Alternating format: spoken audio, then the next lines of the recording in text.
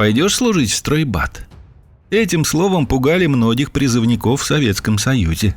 Так называли военно-строительные отряды, которые занимались не боевой подготовкой, а строительством различных объектов на территории страны. Но почему же служить в строительных батальонах было так позорно? Днем рождения стройбата считается 13 февраля 1942 года. В этот день вышло постановление Совета народных комиссаров СССР о создании военно-восстановительного управления, занимавшегося ремонтом и строительством объектов на территориях, освобожденных от немецкой оккупации. Еще одно неофициальное наименование стройбата – «Королевские войска». Согласно одной из версий, такое прозвище стройбатовцам дали из-за их численности.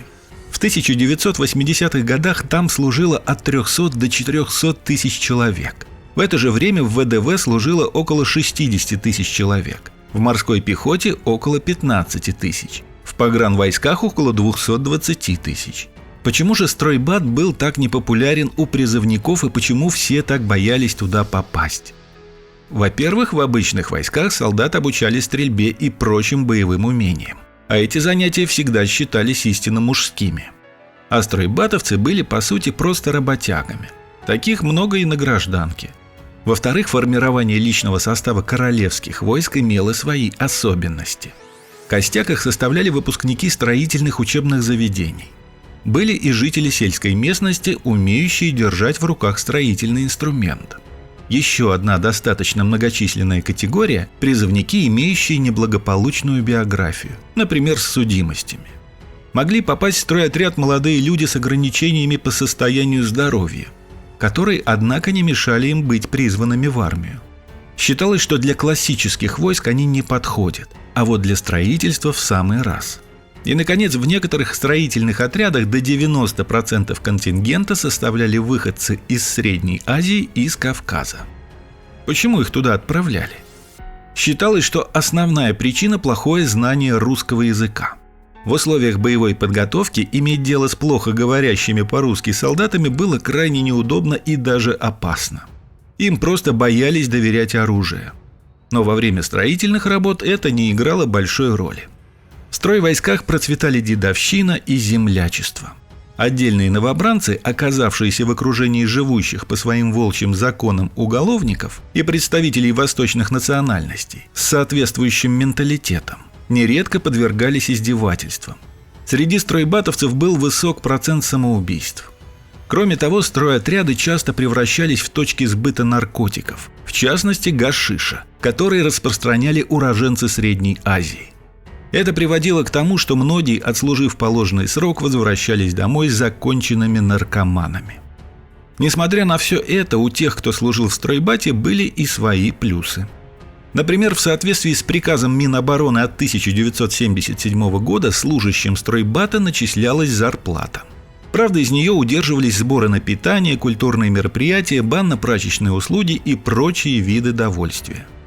Средняя сумма, удерживаемая на то время в пользу так называемой вещевой задолженности, составляла порядка 30 рублей. Заработная плата у военных данного рода войск варьировалась от 110 до 250 рублей в месяц. Итоговая цифра зависела от специальности бойца. Самыми дорогими считались профессии крановщиков и экскаваторщиков.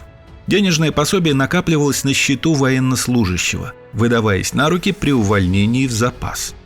В случае крайней необходимости боец мог переслать деньги близким людям с разрешения командира соответствующего уровня. За время службы человек мог накопить несколько тысяч рублей. Кроме того, часто стройбатовцы подрабатывали на халтурах. Такса за один трудовой день составляла порядка 10-15 рублей. Стоит сказать, что солдаты не брезговали получать за свой труд и жидкой валютой. Деревенские часто соглашались оплатить мелкую работу литром другим самогона и прочими горячительными напитками. Доходами, полученными на стороне, стройбатовец мог распоряжаться по своему усмотрению. Прапорщики и офицеры указанных подразделений получали льготы, позволяющие оперативно решать имеющиеся жилищные проблемы. Особое внимание стоит уделить питанию. В первую очередь хочется сказать, что в большинстве частей из столовых приборов была только ложка, как и во всех обычных столовых того времени. За обычный обеденный стол помещалось до 10 человек. а на столе стояли бачки, армейские термосы. Набиралась еда из термосов половником или черпаком, а затем разливалась по тарелкам. На ужин обычно была субстанция оранжевого цвета, состоящая из картошки, пережаренной с томатной пастой и паприкой, или тушеная капуста. Иногда вместо жареной рыбы давали рыбные консервы в томатном соусе, но это скорее было приятным исключением, чем нормой. Что касается хлеба, то если черный хлеб давали без ограничений, то белого давали по 2 куска на человека. После поглощения основного блюда разливался чай из большого чайника. Сахара выделялось 2 кусочка на человека. Завтрак. Обычно кормили какой-нибудь кашей. Давали чай, сахар, хлеб и сливочное масло в виде цилиндров.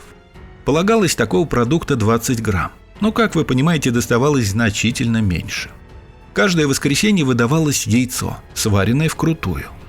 Обычно яичный белок клали в кашу, а желток размазывали по бутерброду с маслом. Все это запивалось сладким чаем. Обед состоял из 3 блюд. На первое давали мерзкий борщ или по-настоящему вкусный гороховый суп, который любили все солдаты. На второе обычно была вермишель, каша и овощное рагу. Последние обычно готовили из картошки и капусты. Естественно, что ближе к весне капуста становилась менее съедобной. Второе сопровождалось салатом из квашеной капусты. Летом был салат из свежей капусты. На третье был пресный компот из сухофруктов либо кисель из брикетов. Ассортимент напитков не поражал. Чай, компот, кисель. Но, разумеется, молодые организмы хотели большего. Конечно, военнослужащих отдельных частей кормили лучше. Теоретически рацион советского солдата, служившего в стройбате, был составлен так, чтобы хватало калорий для выполнения поставленных задач, а также для переноса тягот и лишений воинской службы. Надо сказать, что от стройбата были не в восторге не только призывники, но и военное руководство, которое не раз высказывало мысль о неэффективности и даже незаконности таких подразделений. Еще в 1956 году министр обороны Георгий Жуков и начальник Генштаба Василий Соколовский заявляли о том, что использование в промышленности труда военнослужащих является нарушением Конституции СССР, так как, согласно статье 132 Конституции, воинская служба должна проходить в рядах вооруженных сил СССР, а не в строительных организациях гражданских министерств СССР. Не раз высказывались претензии по поводу плохой организации производственной деятельности и материально-бытового обеспечения в таких войсках. Например, солдат-строителей часто размещали в недостроенных зданиях, где отсутствовали отопление и элементарные санитарно-гигиенические условия. Да и безопасна эта служба отнюдь не была. Так, в 1986 году армейские строительные подразделения были брошены на ликвидацию последствий взрыва на Чернобыльской АЭС и длительное время находились в зараженной зоне. Во время войны в Афганистане именно королевские войска строили жилье, объекты инфраструктуры, аэродромы, склады и фортификационные сооружения для советских воинских частей. Сегодня советский стройбат стал легендой, к сожалению, носящей скорее негативный оттенок. И хотя эти войска не были престижными, благодаря им после Великой Отечественной войны восстановлены и построены многие объекты. Эти войска стали неотъемлемой частью советского прошлого. На этом у меня все.